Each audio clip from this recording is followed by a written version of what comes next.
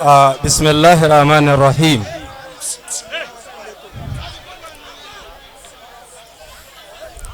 فإنه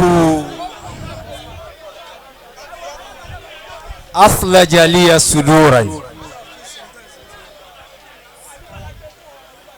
فإنه أثلج لي صدورا وساد في قلبي سرورا أن أرى نفسي اليوم قائما أمام ذلك الشيخ المفتي الرابع لإمارة إيلوري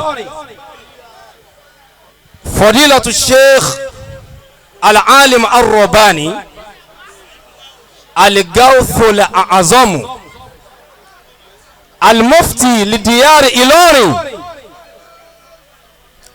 فضيلة الشيخ سليمان فاروق أونيكيجيبا أدام الله آياتكم وعزكم ودولتكم. إن ميادين العظمة في هذه الآيات تختلف كل الاختلاف. ميادين العظمة في هذه الآيات تختلف كل الاختلاف، فإنه من العظماء من كان عبقريا في العلم، فهؤلاء كانوا أباكرة في العلم، ومنهم من كان عبقريا في الحكم، ومنهم من كان عبقريا في الحرب، ومنهم من كان عبقريا في الفضيلة والخلاق. فهذه النواحي كلها اكتشدت في ذات مولانا الشيخ سليمان فاروق أونيكيجيبا الغوث الأعظم المفتي الرابع لمدينة إيلوري وبلاد يوروبا عامة. ذلك الشيخ الذي فتح الأصداف، جمع الأصناف، ركب الأكتاف، سبق الأخلاف، وأدرك الأسلاف.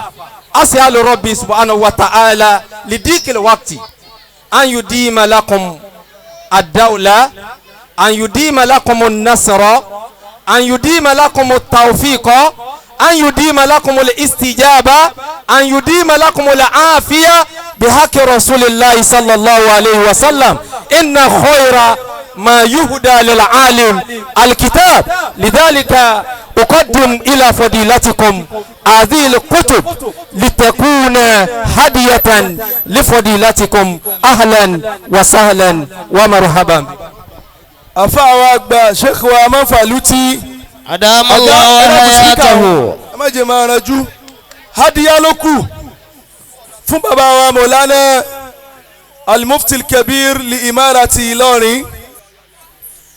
ẹni tẹ́ bá ti rí tí ń rojọ́ kò fẹ́ràn bàbá Mufti, ibi kó farabalẹ̀ òun náà ló ti gbádùn wọn.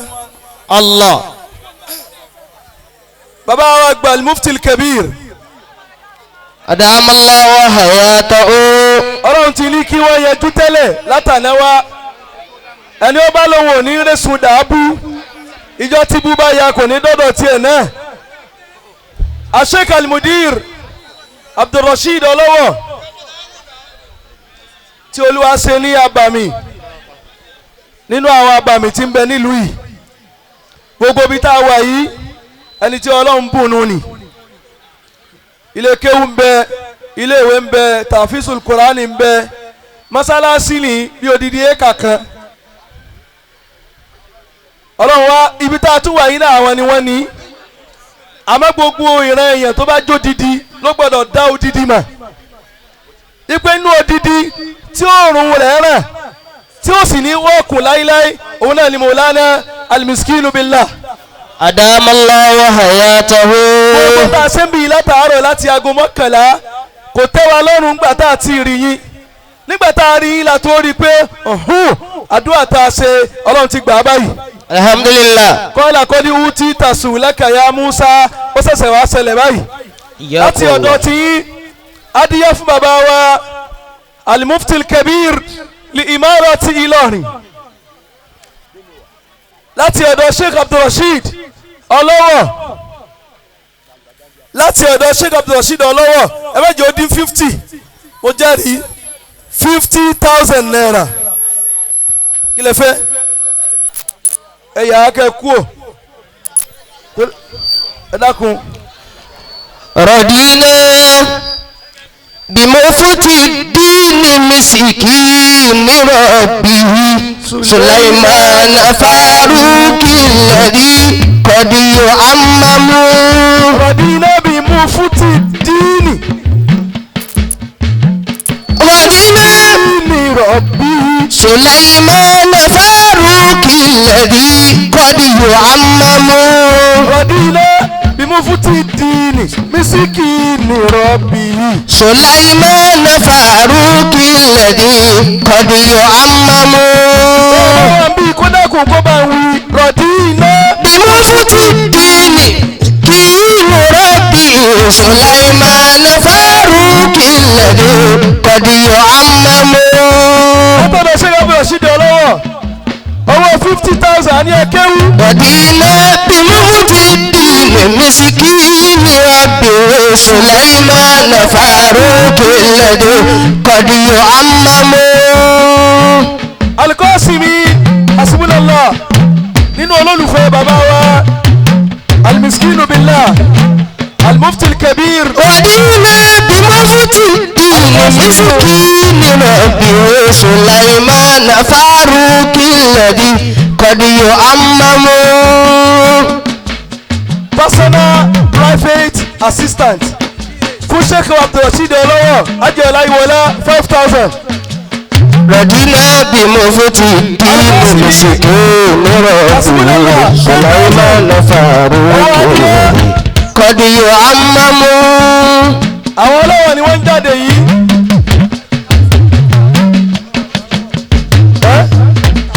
20,000 mashallah. خليفتنا المحمود يدعو إله لمفتي إلهي طول عمره متمم. بمفتي الدين مسكين ربي سليمان فاروق الذي قد يتمم. بمفتي الدين مسكين ربي سليمان فاروق الذي قد يعمم. ẹ máa mú wá dábì Ṣúkúrẹ́ onípàmọ́ bàbá wa lífọ̀ ọlọ́wọ̀ àwọn náà ti débẹ̀.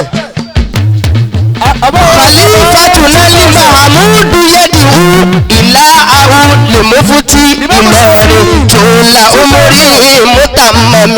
رضينا بمفتي الدين مسكين ربي سليمان فاروق الذي قد يعمم. سليمان فاروق الذي قد يعمم. سليمان فاروق الذي قد يعمم. سليمان فاروق الذي قد يعمم. سليمان فاروق الذي قد يعمم. سليمان فاروق الذي قد يعمم. سليمان فاروق الذي قد يعمم. سليمان فاروق الذي قد يعمم. سليمان فاروق الذي قد يعمم. سليمان فاروق الذي قد يعمم. سليمان فاروق الذي قد سليمان فاروق الذي قد يعمم. سليمان فاروق الذي قد يعمم. بمفتي الدين مسكين ربي سليمان فاروق الذي قد يعمم. lọ́wọ́lọ́wọ́ báyìí Khalifa Isa orin tí ń lídì báyìí òun mọ́kọ́ òun ní lídì báyìí. رضينا بمفتي الدين مسكين ربي سليمان فاروق الذي قد يعمم. nígbà tí wọ́n kọ́ àwọn nukọ́d wọ́n gbẹ́gi ilé pé sáyò amamu èwo tún ní síìnì èwo tún ní síìnì kọ́dí.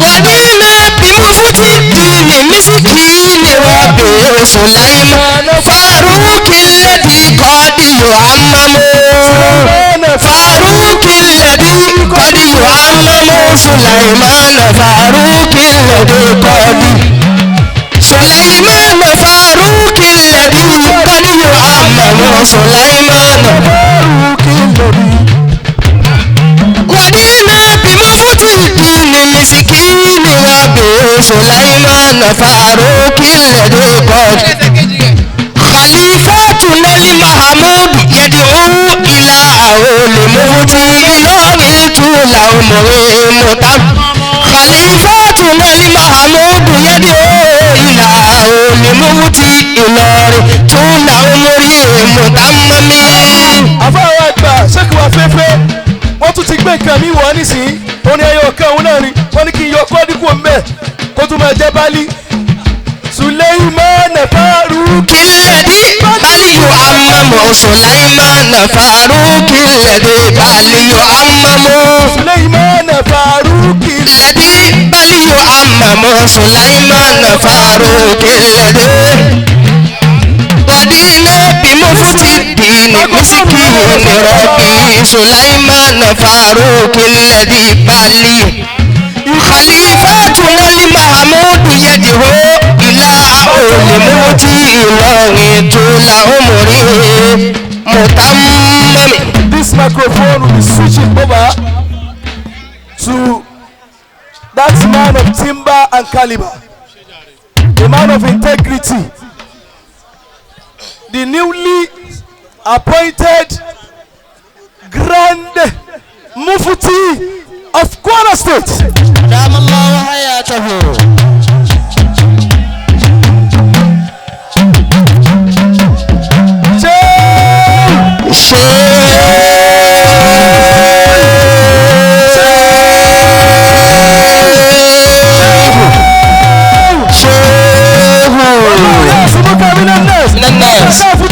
ولا تخشى ولا حول ولا قوة إلا بالله العلي العظيم. وبهم طويلنا آيات جمالنا إلهي بالخير مسمى سليمان. لا إله إلا الله لا إله إلا الله لا إله إلا الله محمد رسول الله. وبهم طويلنا آيات جمالنا إلهي بالخير مسمى سليمان. لا إله إلا الله لا إله إلا الله لا إله إلا الله محمد رسول الله عليه سلام الله.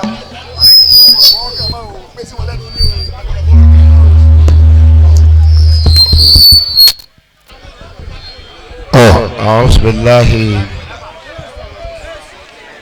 من الشيطان الرجيم. بسم الله الرحمن الرحيم. اللهم صل على سيدنا محمد الفاتح لما أغلق والعاتب لما سبق الناصر الحق بالحق والهادي إلى صراطك المستقيم وعلى آله حق قدره ومقدار العظيم. آمين. هدية مني إليك يا رسول الله صلى الله عليه وسلم. أكي الله أكبر. أي النبي ومحمد صلى الله عليه وسلم. عليكم يا الله أتانوي فون شيخ أحمد تجاني رضي الله تعالى عنه. مولانا الشيخ أبو بكر الصديق المسكين بالله صاحب الإدراك رضي الله تعالى عنه. مولانا الشيخ إبراهيم نياز رضي الله تعالى عنه. صاحب ولاية الكبرى فضيلة الشيخ آدم عبد الله العلوري تغمده الله برحمته آمين. مولانا مرحوم مفتي الكبير فضيلة الشيخ كمال الدين الأدب رحمة الله عليه. ọlọ́run ọlá gbogbo àwọn bàbá tá a dárúkọ tá a tọrọ fún bàbá wa oníwàṣẹ àgbáyé rahmatullahi alayhi marhum fadilatu sheikh abdulrahim aminullah rahmatullahi alayhi ọlọ́run bá wa fi kẹ́kùn kẹ́ wọn o aminu fàánù kànú fún wọn amin àtàwọn tó bí wọn amin òbídọ́dọ̀ bàbá wa alájẹ́ àgbà tí wọ́n ń jẹ́ àfa fún wọn. amin. mo kí ìkàlẹ̀ gbogbo àwọn àgbàlagbà ayadakumullahu bi bí a nasrihi ti wà ní ìkàlẹ̀ ọlọ́mọ́sàbà kí gbogbo yín o aminu lánàá Muhammad. sallallahu alayhi wa mo sallam ká àwọn sheikh wa Usman adamallahu hayatahu àfa wa agbẹ́rìgìdò ma ṣe Ishaq. adamallahu hayatahu mo kí ṣé wà fẹ́fẹ́ adamallahu hayatahu ọgbà àbá wa ń sùnmùrà gbogbo yín mo kí ọlọ́run kó gbàdúrà amin gbogbo ẹ̀yin olùfẹ́ ọlọ́run gbogbo ẹ̀yin òbí ọmọ àfa wa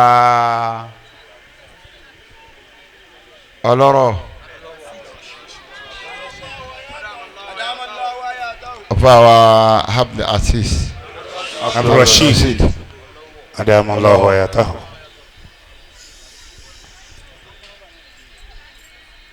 èdò mi níbí lónìí ayakumullahu ẹ̀dá máa ń to prógámù tiẹ̀ tí ó sì ní mẹ́ ìtọ́lọ́run náà ń tò fún lọ́wọ́ allah ọjọ́ prógámù yìí ti wà lọ́nà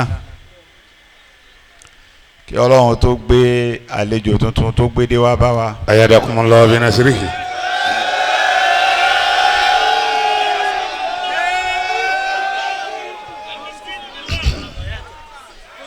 àyè yìí sì ní àyè bàbá wa ó wà sí àgbáyé ni allah bàbá ó wà sí àgbáyé sì ní ẹbí mi ni. ayadakumullahu bi nasrihi níjọ́ tí àfa wa Abdulrasheed wa pẹ̀lú àfa wa Yasin tá a mú ọjọ́ náà mi tọ́ bọ́lá ń bá kádàrá pé a sì wá ń lé tá a ti padà fọ́dún allah àmúwà fà púpọ̀ ó ti wá ọ wá fún látàárọ̀ tó èyí sì máa ń ṣàkíyèsí ọlọ́run ni allah gbogbo ntọ́ bá ń bá bọ̀ tọ́lọ́ ń bá fi kí ọkú sẹ́ má fi nǹkan náà lẹ̀. allah la ilaha ma fi nǹkan náà lẹ̀ má fi nǹkan náà lẹ̀. allah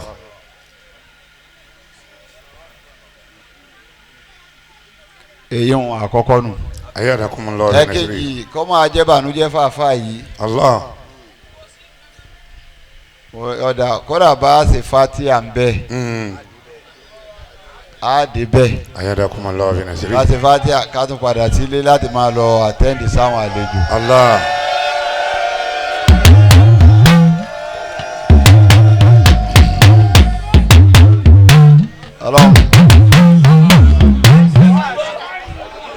ọlọ́run má ṣe léyìn ní àṣemá. aminu ọlọ́run nàbí Muhammad.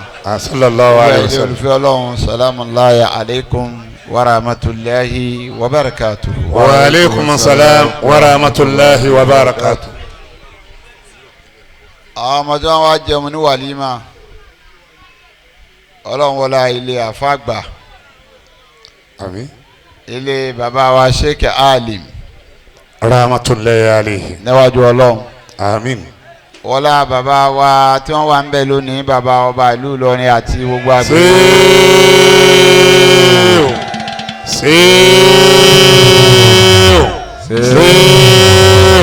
والله يعصمك من الناس لا تخاف ولا تحزن ولا حول ولا قوة إلا بالله العلي العظيم. tí wọ́n ń jẹ́ àlífà ẹlẹ́ẹ̀kọ̀kànlá torogbo ẹni tó bá jẹ́ ọba nínú ilé ni àlífà ni Allah àlífà ṣe wà álìmì ni Allah wọ́n ń jẹ́ àlífà ẹlẹ́ẹ̀kọ̀kànlá tí wọ́n ń jẹ́ bá ẹlẹ́ẹ̀kọ̀kànlá ọlọ́run fún yín lálùbáríkà. àmín.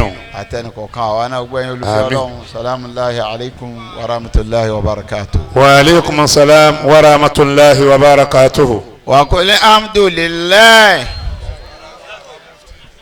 وسلام على عباده الذين اصطفى الله خير أما يشركون وقل الحمد لله وسلام على عباده الذين اصطفى الله خير أما يشركون ربي أوصيني أن اذكرني متك الذي أنعمت علي وعلى والدي وأني أعمل صالحا ترضى وأدخلني برحمتك في عبادك الصالحين. ربي أوصني أن أذكر نعمتك التي أنعمت علي وعلى والدي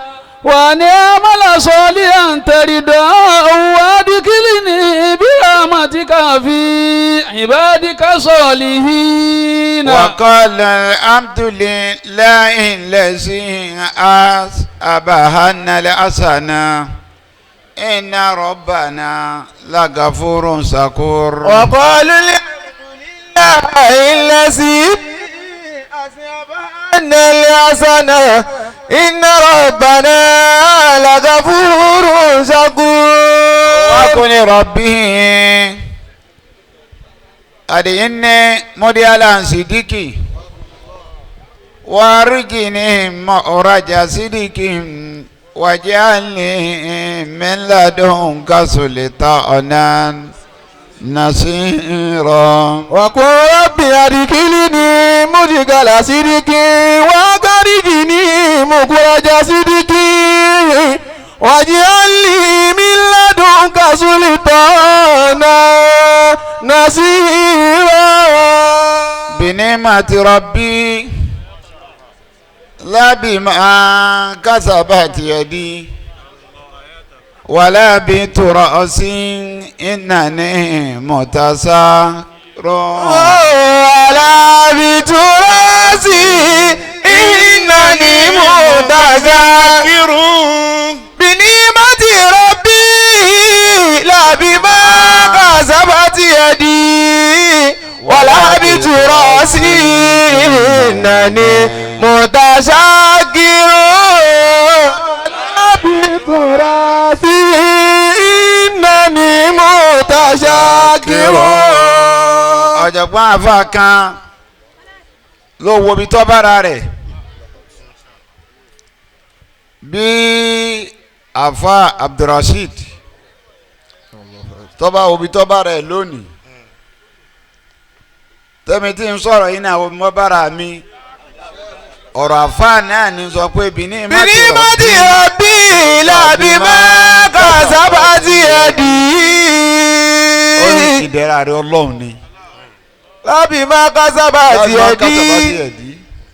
kì í ṣe pé ń téèyàn iṣẹ́ yẹn débẹ̀ ìwé iṣẹ́ ọwọ́ mi ló débẹ̀ wàlá bí tòrá sí. tòrá sí ìnáni mo tàṣà kiri. kódà kì í ṣe pé wọ́n jogún ẹ̀. náà afa Abdulrasheed orin ọ̀jọ̀gbọ́n kan ni mo fẹ́ kọ ẹsẹ̀ kan náà ni ọ̀jọ̀gbọ́n náà ń sọ yí pé látẹ̀sí àlànà anilẹ̀ àkìdárí abúnáhà yìí. wàṣẹ lílẹ̀ sí kọ́dára ilẹ̀ àṣìyá àyàkàdárù. wàṣẹ lílẹ̀ sí kọ́dára ilẹ̀ àṣìyá àyàkàdárù. látẹ̀sí àlànà nílẹ̀ àkìdárí abúnákì. wàṣẹ lílẹ̀ sí kọ́dára ilẹ̀ àṣìyá àyàkàdárù. ó ní yabna ayi mo fèrè ọmọ ìyá mi tọ́ ẹ pé gbogbo ọjọ́ ayé tiẹ̀ ọ máa fi wádìí ni pé báwo ló ṣe lè jẹ́ bẹ́ẹ̀. látẹ̀sí àlànà nílẹ̀ àkìdárí abúnákì. báwo ní ṣe ń ṣe báwo ló ṣe gbé gbà. ànílẹ̀ àkìdárí abúnákì. tó jẹ́ pé ọ máa béèrè nípa kádàrá ọmọnìyàn yabna yìí fàṣẹ lílẹ̀. Fàṣí kọ́dàrà lẹ̀ àṣìyá wáyà kàdàrú. ó ní fìyí òun lẹ̀ kò bá dé akó bí ọlọ́run ọba tọ́já ti pé kàdàrà lẹ̀ àṣìyá. Àṣìyá wáyà kàdàrú. ọba tí pè bù gbogbo nǹkan èyí tó wù ló pè bù fún àfa Abdulrasheed yìí. Wáyà kàdàrú. yìí sì fi sa ẹ̀sà òun ní sẹ́ni bá wù lẹ́sà ẹ̀sà tó wọ ọlọ́run ló fi sà. Allah. ẹ̀yọ́ ọmọ kéwù tẹ̀ ń bọ̀ àbáwọn tí wọ́n ti kọ́ débi wàlàlà lina mi wá sí mi fún yín bí màá ṣe lè kọ́ dáa tó ìwà lọ́gàmà gbogbo màtẹ́yàn bá ní láyé tí ọba ti síwá ìmọ̀ lásán ni ìmọ̀ ń pọ̀ láyé lónìí àmọ́ wà ń tán bẹ́ẹ̀ ní tí wọ́n ń pè ládàbí ẹ̀kọ́ ń tán bẹ́ẹ̀ tó bá sì wá wo tí wọ́n ń pè ní ìwà gbogbo ń tá máa wá kánú ẹ̀sìn àgbọ̀ yóò yá àwọn èèyàn láyé gbogbo tó ń wá káwọn tó ń pè lẹ́sìn wọn ọjọ́ ìrí pé ọ̀sọ́ba kan àfọlọ́hún ní kó o kírun ní kó o gbàwẹ̀ ní kó o lọ sáàjì ní kó o yọ sàká ní kó o wá lọ ájì ní gbogbo ẹ̀ pátápátá ìwà ní bẹ́ńbẹ́ ìwà lọ́lọ́run fi tú ìgbàgbọ́ tá ń pè ní faith kò sì ti jẹ́ bẹ́ẹ̀ ìwà ni nítorí fìmọ̀ yìí pé wà ní Al-Qur'ani sọ pé lẹ́yìísà. lẹ́yìísà níbi rẹ̀ àtúwọ̀lú ojú ẹkún kìbálà lima ṣíríkì wà lima gíríbì. wàlákìnnà libirra mani amana billahi wal yawmil akhir wal malaika wal kitabi wan nabiyina wa atal mala ala hubbihi zawil qurba wal yatama wal masakin وابن السبيل والسائلين وفي الرقاب وأقام الصلاة. Ọlọ́run tírètì yẹn ipe imani tí wọ́n sọ pé onígbàgbọ́ ni mí hùn Ọlọ́run lè sàlẹ̀ bírà. أن تولوا وجوهكم قبل المشرق والمغرب. Ọlọ́run ní kò sínú oore ibùdájú kọ bí oòrùn àbí kò lọ fẹ́ dájú kọ ibù oòrùn. ولكن البر من آمن بالله. Ọlọ́run wá fẹ́ ju etí ń jẹ́ múra fún ọ ó ní mani amana billahi ìgbàgbọ́ ni múra واليوم الآخر. ìgbàgbọ́ òun lọ fẹ́ máa wá tú amana billahi gbọ́dọ̀ ọba gbọ́ bọ́jọ́ kan yìí gbọ́ والملائكة gbọ́ والكتاب bàtírà gbọ́ والنبيين bàbá nẹ́bí ọlọ́run ọba gbọ́ وآتى المال على حبه.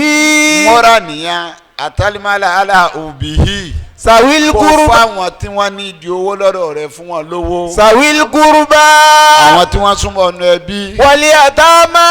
àwọn yatama àwọn ọmọ òrukàn nìyẹn. wal masakina. masakin ẹni tó ní tí ò ní tó. wabuna sabili. àwọn ọmọ akẹ́kọ̀ọ́ àwọn ọmọ ojú ọ̀nà. wasailina. ẹni tara ni tó béèrè kò sẹ́ni tó wù kó béèrè ara lónìí débẹ̀. wa fi riqabi. àwọn ẹrú.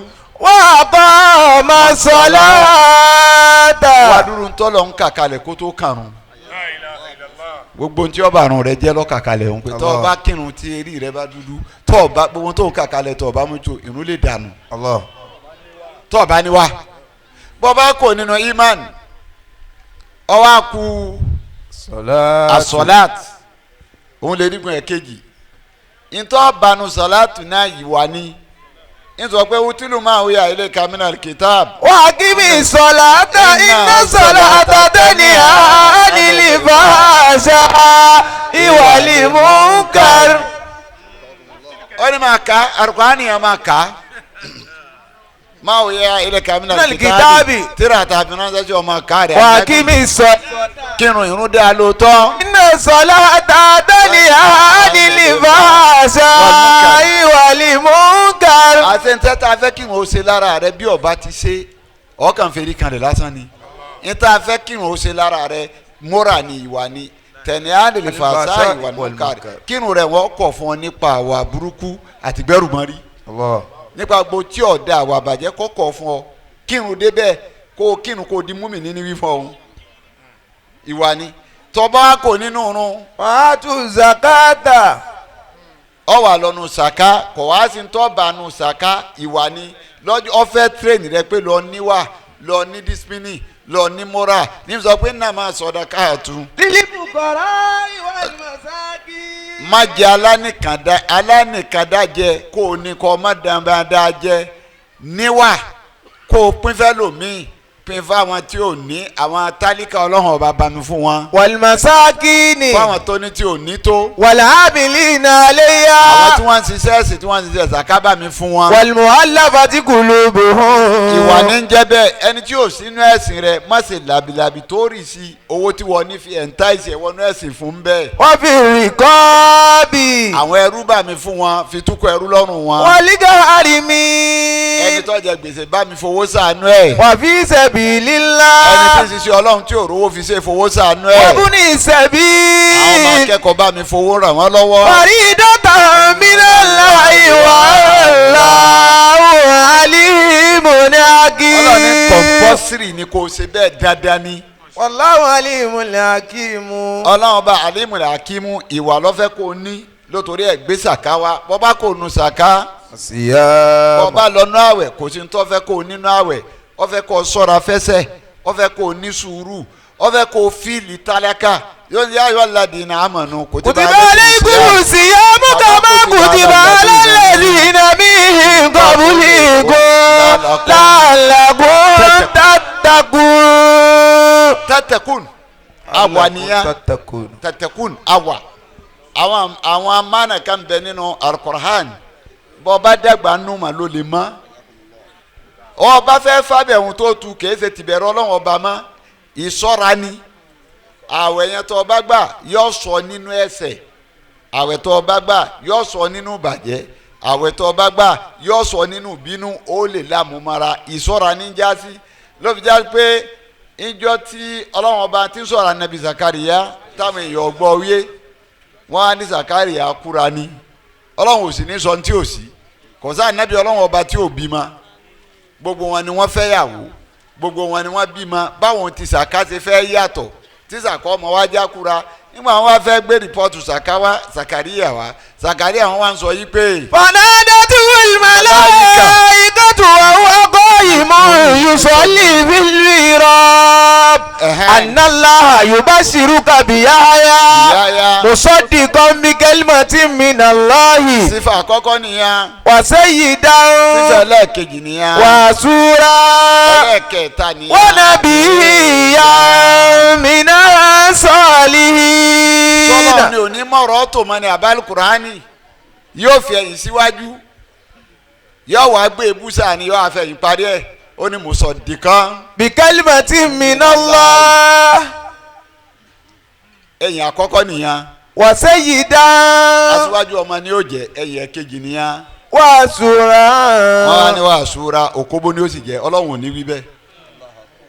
ọ̀sẹ̀ tí a rí pé wa nabiyyan minas salihin. àtẹkéwù ni ò jìnnà irú àwọn fẹ́fẹ́ wọn lè yanjú ẹ̀ wọ́n lọ sí Suratul Baqara tó fi wá mọ̀ pé àsúra abẹ̀hún kìí sòkóbó àsúra abẹ̀hún nínú lóga ó ní tí wọ́n ń lò fún ọlọ́run wá dáyà mí padà tó fi mọ̀ pé bọ́ba tú yẹn lókobó sótútù ti bẹ̀hún náà lókobó ni. wà á ti múlẹ̀ ọjà wà lè wọ́n mú àtàlíláyé fàáyínì òsìrì tó bọ́bá ṣe ìsára minal hadiyi. fàáyínì òsìrì tó. wà á máa ṣe ìsára minal hadiyi. ìsára minal hadiyi sókòwé náà túnú. àṣẹ àsúra ti bẹ̀hún saka Zakariya ẹni tó sọ̀rọ̀ afẹ́sẹ̀ yàyà ẹni ó sọ̀rọ̀ afẹ́sẹ̀ ni yàyà lọ́lọ́wọ́ ọba ń wí pé musaddiqan. bi kalimatin minallahi wa sayyidan wa sura wa nabiyyan minas salihin. irú ẹ̀ náà ni ya ayyuhal ladhina amanu kutiba alaykumus siyam. kama kutiba alal ladhina min qablikum la'allakum tattaqun. tattaqun náà ti bẹ̀ ń ọ́fíìsì sọ̀rọ̀ afẹ́sẹ̀ ìwà níjẹ́ bẹ́ẹ̀ bọ́ba kò dọ́ba débi erigun karùn-ún wà ní hajj kò sí ti ń bẹ nínú hajj mọ́ra ní bẹ́ẹ̀ alájí asúrù màlúmátùn. wa man farada fihinna al-hajja fala rafasa wala fusuqa wala jidala fil hajji. alhaju asuru malumatu. ájì asúrù màlúmátù ọlọ́run ló tún kan láàjì tó ti hàn ní. faman farada fihinna alhajj. àti gbogbo èèyàn kìlọ̀ ájì Allah. gbogbo èèyàn káàkà kọ́lé ájì fún máa farada fihinna alhajj. ọlọ́run níwọ̀ tí mo bá pọ́nlé tí mo bá ní kó wá lọ sáájì. ala rafasa. má tún wá gbogbo náà dáadáa tó ń bá bọ̀ ńlé ọlọ́run ní jùúlẹ̀ láàrọ̀ fásà. wala fusuqa. láàrọ̀ fásà màánà la fasad. Allah. ọ gbọ́dọ̀ ṣe ìbàjẹ́ bọ́ bá dé ájì bọ́ bá ti ń ṣe ìbàjẹ́ ò ní múra nìyẹn. wala fusuqa. láfùsùk ọ gbọ́dọ̀ yàpò kí ìtọ́ bá dé maka kí wọ́n ní ẹ̀yìn alájì lẹ́ ń ṣe báyìí múra nìyẹn. wala jidala fil hajj. ó sì gbọ́dọ̀ dé maka kọ́ ọmọ lọ jiyàn ò ní dàlájì. Allah. ìtọ́ ọba wa maka ni ọkọ̀jú sí gbogbo eléyìí náà múra lọ́lọ́run ọba ní fi ń tírẹ́nì wa bẹ́ẹ̀ yẹn bá wa kéwú tó fẹ́ lè kọ́ ọlọ́run kéwú tó ọba ti níwà kéwú ò wúlò làfọ̀ wákàtí sọ yìí pé ìwà làbúkàtà lára rẹ̀ ẹ̀ kéwú. kéwù lásàkà ìwà ìwà làbúkàtà. kéwù lásàkà. àmọ́ wa ọlọ́run fún yín lálùbáríkà. àmọ́ ọlọ́run fún ilé àlùbáríkà. fún yín lálùbáríkà. ọlọ́run fún ilé àlùbáríkà. fún yín lálùbáríkà. ọlọ́run fún ilé àlùbáríkà. ilé àfa àtọ́lọ́hún sẹ́yìn làbá àtọ́lọ́hún tí ó ní ìmánì tí ó ní ìmánì tí ó sì ní yàyàkúyà. tí ó ní yàyàkúyà. àwọn abdulrasheed àbá abdulrasheed ọlọ́run dájú ẹ̀mí gúngùn fún un. ọlọ́run dájú ẹ̀mí gúngùn fún yọ nájà warawara. májọ nájà warawara ẹnìkọ̀ọ̀kan àwa náà. àtẹnìkọ̀ọ̀kan àwọn náà ẹ̀fọ́ àwa ṣé òfééfé. àbá ṣe òfééfé náà nírò eléyìí lọ́nà. àwọn náà nílò ilé lọ́nà next month. ní next month ọlọ́run jọjọ́ náà gbà ṣíṣe. ọlọ́run jẹ́ ọgbà ṣíṣe ọ̀nà yẹ wá. fọjọ́ náà yẹ wá àwọn ọba ìlú Ìlọrin. bàbá ọba ìlú Ìlọrin àti gbogbo agbègbè rẹ̀ ọlọ́run fún wa gúngún ẹ̀mí. ọlọ́run fún ọgbùgbọ̀ mi àlàáfíà ara. àtàláfíà rà dáadáa yan jẹ́ alátàná majana wàrà sátánà Àmín. majana alámarusí kìfàkọ́ àfi díìnì sí àdáta àfi ilmi kìfáyàtà àfi rísíkì Àmín. kìfáyàtà àfi bádàní Àmín. kìfáyàtà kọ́bìlà mọ́tì Àmín. kìfáyàtà indal mọ́tì Àmín. mákìfìràtà bàdàn mọ́tì Àmín. jàwísì alásìrátì Àmín. wọn nàjà tàlísà Àmín. yà sàlfàlì wàlínsánì Àmín. rahmatika amaraimi Àmín. yà àlíkà mọ́tì Àmín. wàyà sàmì àsọ́t Àmín. alámàjàn màwùfí kùlùbùlù Àmín. mọ́tì بلغ لامئة آمين. وعشرين سنة من غير قصة آمين. ومرضي آمين. وسدتي آمين. وفقتي يا المرايمين آمين. اللهم أرنا الحق الحق آمين. وارزقنا اتباعه آمين. وأرنا الباطل الباطل آمين. وارزقنا اجتنابه آمين. لا قبل وحي آمين. ولا عبادهم آمين. ولا مثل وحي آمين. يدوم كما يا آمين. لقد سبقت آمين كلمات العباد المرسلين آمين. لهم المنصورون آمين. وإن جدنا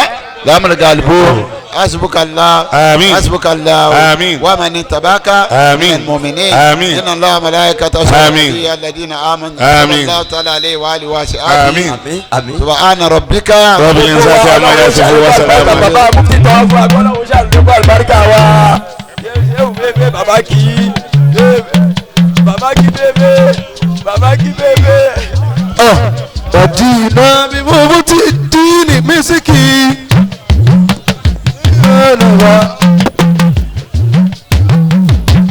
Lẹ́yìn arúgbó lẹ́bí tàbí yóò àmọ́mọ́. Suleiman Faruki lẹ́tí. Kọ́dùyọ̀ àmọ́mọ́. Suleiman Faruki lẹ́bí. Kọ́dùyọ̀ àmọ́mọ́. Suleiman Faruki lẹ́bí. Kọ́dùyọ̀ àmọ́mọ́. Suleiman Faruki lẹ́dí. Kọ́dùyọ̀ àmọ́mọ́. Baliyu àmọ́mọ́. Suleiman Faruki lẹ́dí. Kọ́dùyọ̀ àmọ́mọ́. Baliyu àmọ́mọ́. Suleiman Faruki lẹ́dí. Kọ́dùyọ̀ àmọ́mọ́. Baliyu àmọ́mọ́. Suleiman Faruki lẹ́dí. Kọ́dùyọ̀ àmọ́mọ́. Baliyu àmọ́mọ́. Suleiman Faruki lẹ́dí. Kọ́dùyọ̀ àmọ́mọ́. Suleiman Faruki lẹ́dí. Kọ́dùyọ̀ àmọ́mọ́. Suleiman Faruki lẹ́dí. Kọ́dùyọ̀ àmọ́mọ́. Suleiman Faruki lẹ́dí. Kọ́dùyọ̀ àmọ́mọ́. Suleiman Faruki lẹ́dí. Kọ́dùyọ̀ àmọ́mọ́. Suleiman Faruki lẹ́dí. Kọ́dùyọ̀ àmọ́mọ́. Suleiman Faruki lẹ́dí. Kọ́dùyọ̀ àmọ́mọ́. Alula.